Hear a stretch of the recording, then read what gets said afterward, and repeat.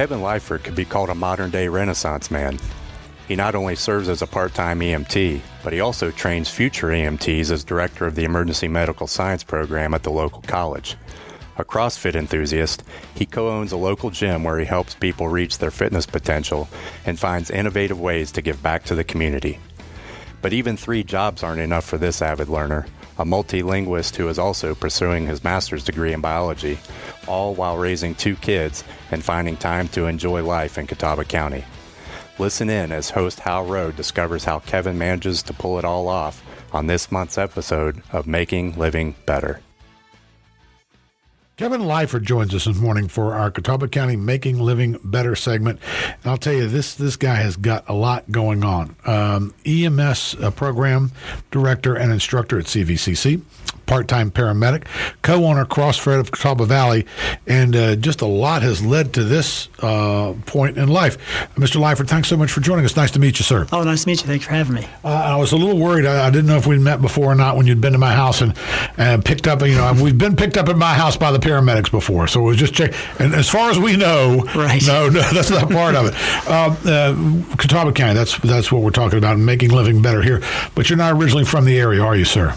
Correct. I was born in Lowell, Massachusetts originally. Lowell, Massachusetts, but you got here pretty quick, right? What age did you move to the area? I was about 6 when we moved down here. Okay. I've been here pretty much ever since. Pretty much ever since. Mm-hmm. You did do a little traveling in college, but you grew up in the area, and I guess knew people, established relationships, all that kind of stuff. Mm-hmm. Brothers, sisters? I got one younger sister. One younger sister, okay. Yeah. So now when you were here, you attended high school, and then after high school decided that maybe CVCC was right for you. I found that to be interesting, that's one of the first places you went because you were going to get involved in computers. Tell us about that. That's right. So, computers is where I thought I wanted to be originally. And, CVCC had a program there, and it just made sense because I was still working in the area. Right. And, instead of paying 4-year degree prices, why not get a degree, get it started, and it was local, still work, and right, hang out and save money. Right. So, did you get a job in computers? Did you do well with the program? Tell us about that part of it. I did. So I finished off my degree at CVCC in computers, right, and then I went off to UNC Charlotte. And that's where I got my first real computer job. Like I did an internship here, but then I worked for the college doing websites and language resource stuff for them. And it was pretty boring. Right. In the pre-interview, it said you were falling asleep at the keyboard. Yes. I tried sleeping the night before. Didn't matter. Could have slept 12 hours and came in, and I would have went right back to bed. So you decided this maybe not be right for you. So where did you go after that? I guess you decided I got to have a career. I got to get something going here, right? Right. So I bounced around a couple majors. I really like languages, so I kind of went that route. I studied German, Spanish, Russian, Japanese when I was in college. So you feel like maybe you have a talent or a gift for that?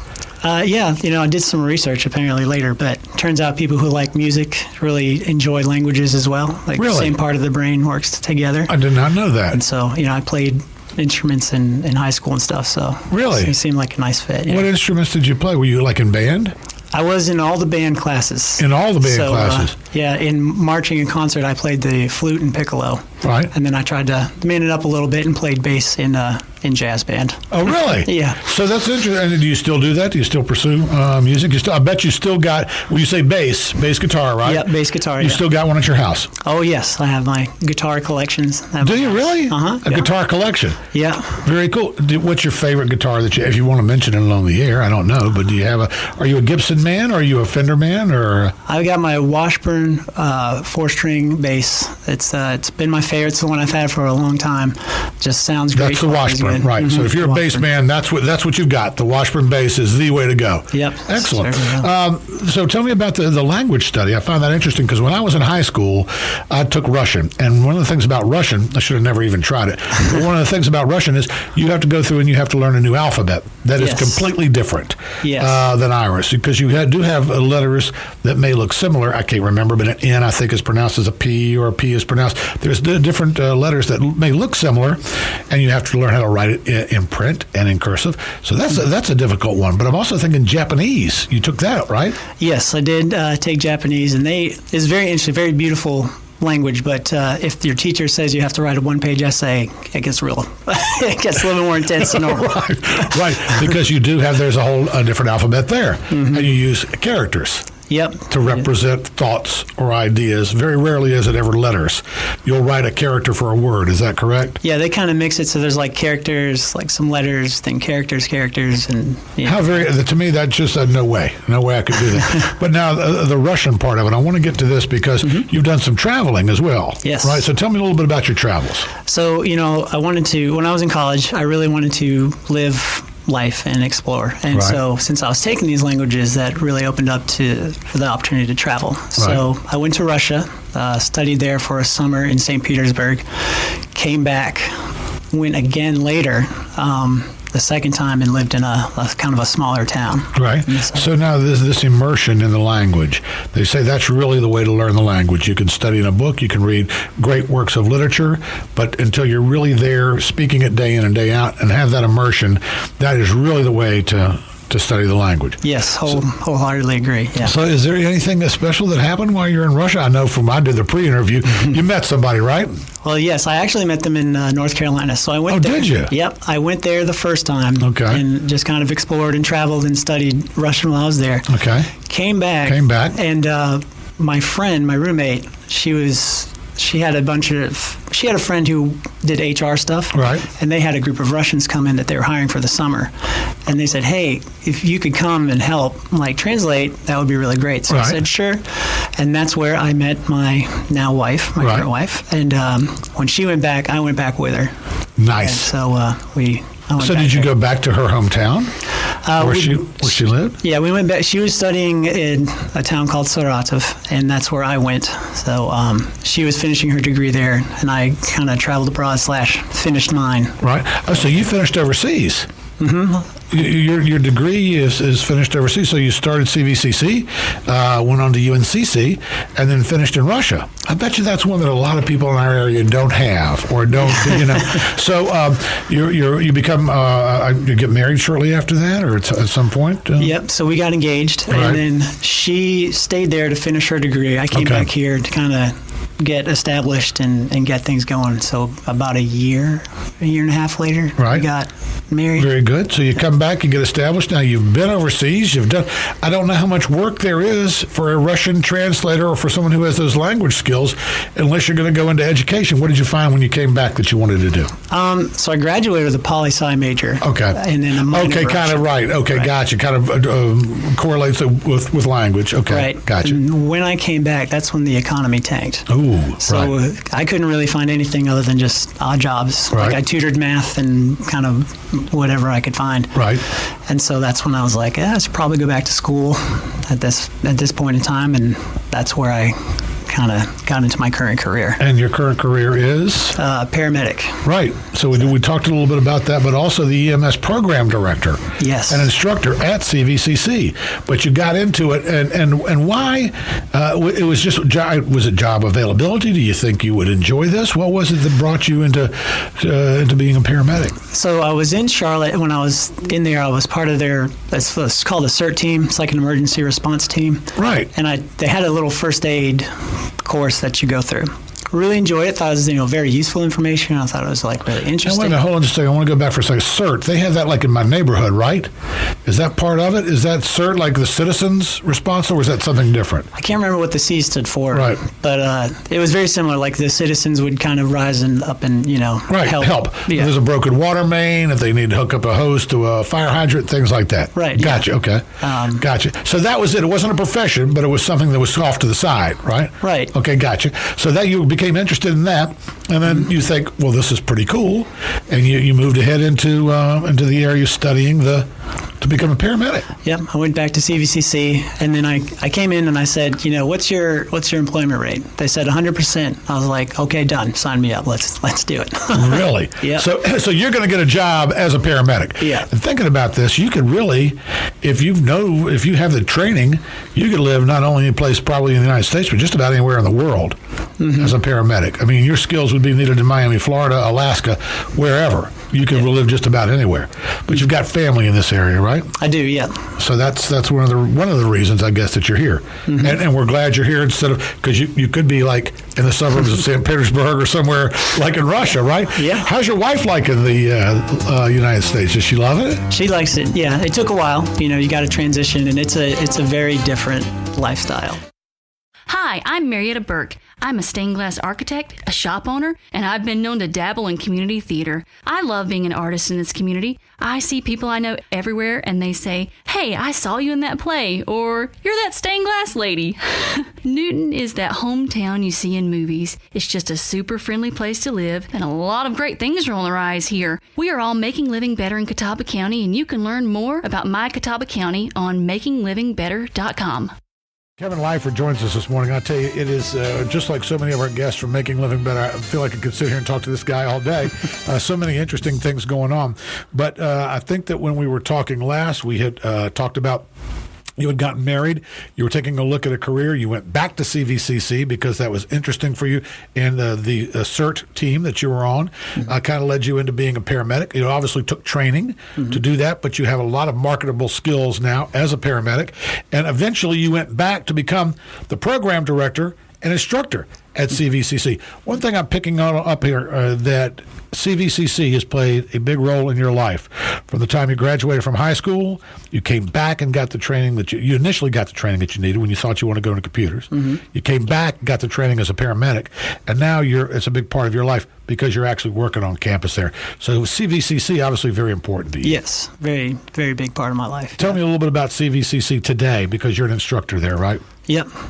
So CVC today, I mean, it's a growing campus. I mean, we have a lot of services there that are useful, to people just like me, to have a school local that has a variety of things that it offers at the price that it offers, and the opportunities that it offers is really, a blessing to have in an area like this. Well, you did the high school 2 years associate degree, then went the academic track at UNCC. So that's just a great way that people can still do that today. It makes it very affordable, but also look at what you've learned during that time. I mean, you went to UNCC started international travel, but it all started right here at CVCC. You come back, you're an instructor, which I think is very cool. That's just a great testament to a wonderful school. So now we also talked about your wife. Mm-hmm. She came back from, I guess, Soviet Union, just outside of, did you say her hometown? She came back, she finished her degree there, came back. You guys got married. Mm-hmm. Does she work outside the home now? Yeah, she's a real estate agent now. Real estate agent? Yep, she works for Weichert Realty, okay. Metro. Very good. Yeah. We'll just send them a bill since you did a ad for her. Right, there's a little plug right there. Very good. And her name is? Victoria. Lyford. Yeah. Okay, very good. So see Victoria. Give her a call. There you go. And you were telling me that if you didn't know, you might hear a little bit of an accent, but her language skills are excellent. Oh, yeah. Her English is amazing. I mean, she came here and she's very intelligent, so she picked up on it like really quick. I was going to say she got to be very sharp, and of course you're going to tell us she's intelligent because she married you. Yeah, and she's listening. So okay, very good, very good.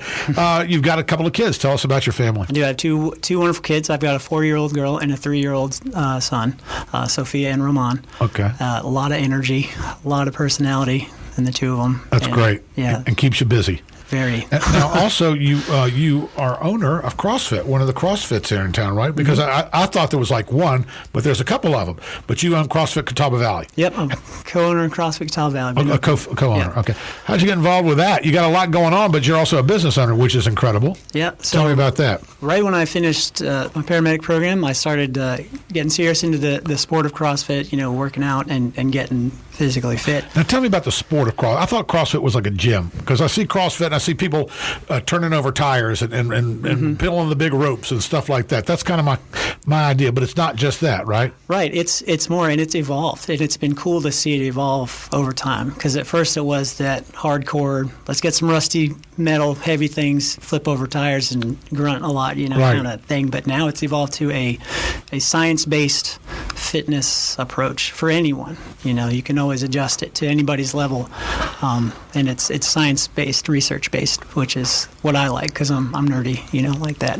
Yeah, you said in the pre-interview that you told your class, we're going to get nerdy here. Oh, we are. Oh, yeah. But also, did I get this right in the pre-interview? Your mom has done it? Yeah, she was one of our, starting members, if you will, when we opened up the gym eventually. And, it's different for her. I mean, she's older, depending on like how much overweight you are or not. We get the same stimulus that you would need to lose weight and get healthy, but we do it in different methods depending on what you can do and what you can't do. Wow, and it is science-based. Yeah, all research-based. So. Wow, and the sport of it now, you guys go out and you do competitions, right? We do. That's like one of the fun, aspects. Like if you're into it, like there's lots of competitions around locally that you can get involved in and, have fun and get together as teams. It's a big community. Right. So, and that's where a lot of people find that they like it because it's their friends all together doing it. Tell me how she feels about Catawba County and about where she is now, because you've got so much going on. EMS program director, instructor at CVCC, part-time paramedic. You're still out there riding the truck. You're still out there helping people. Oh, yeah. Delivering babies, helping save our lives, get us to the hospital. You're working with CrossFit of Catawba Valley. Mm-hmm. You got a wife who's working. You got a couple kids at home, so you got a lot going on. You really could do this just about anywhere. Now, I know you've got family in the area, but tell me about some of the things that you and your wife like, because we were talking during the break, and one of the things that you make sure you do is you have some fun, because you told me otherwise, what's the point? Right. And all this. So tell me what's fun and what you like about our area. The area, first of all, we like the spacing of everything. I mean, we have what we need. Hickory is city enough for the city that we have. It has a lot of events that go on. And then it's still country enough in the surrounding areas that, if we want to go to a park that's big, it's there. If we want to see some trees, it's there. Or cows. My kids, we drive by, it's like, oh, look, that's a cow. Just stuff like that is nice to have. There's plenty of jobs that we found here. The opportunities are here that we want. And the lifestyle's here, that we want. We want to live a good life, but not pay, crazy amounts of taxes and fees. But, everything we want's here, as we found. And that's, of course, you have been very fortunate that you were, which I recommend to all young people. I know I get a lot of trouble for this. People don't. I say go to Charlotte, go to St. Petersburg, see some of the world. And then you'll see how good we have it here. But you had that opportunity. You're not driving through downtown Charlotte seeing cows. Right. And I don't know. I've never been to St. Petersburg, but that area. One of the things I do find interesting, though, is with your wife being from Russia. Mm-hmm. How much do you по-русски at your home? Did I say that correctly? You did. You nailed it. Okay, very good. How much do you speak Russian at the house? Is she saying, we're going to bring these kids up speaking Russian? And tell us a little bit about that. Yeah, so we both agreed that they need Russian, because her family, they only speak Russian. And just culturally, they should know who they are or where they come from. Very cool. Yeah, got it. So we speak only Russian to them. If they say something to us in English, then we're like, I don't know what you just said. You're going to have to say it in Russian. Oh, really? Yeah. And so they are growing up, and we work with them to learn the alphabet. Right now, I'm working with my daughter, and my wife is a lot, on the Russian alphabet? To do the Russian alphabet. So, we're sitting down, or, our son's in, they both do gymnastics. One of them goes at a time. The other one's sitting back. We're looking at letters. We're looking at, things like that. So you're speaking only Russian at the house? Mm-hmm. Wow. So when they go to school, they're going to be because they're going to watch TV. They're going to hear English. They're going to pick up on that as well. But to have that training, how very cool. It's really nice meeting you, Mr. Lyford. Thanks so much for coming in. Really do appreciate it. And like I said, we've got an hour I could talk with you. We've got so many different interesting things going on. Kevin Lyford joined us this morning. He is the EMS program director and instructor at CVCC. Still a part-time paramedic. Still out there saving lives, riding the truck. Co-owner, Crossfit of Catawba Valley. He's a dad, he's a husband, and he's making living better right here in Catawba County.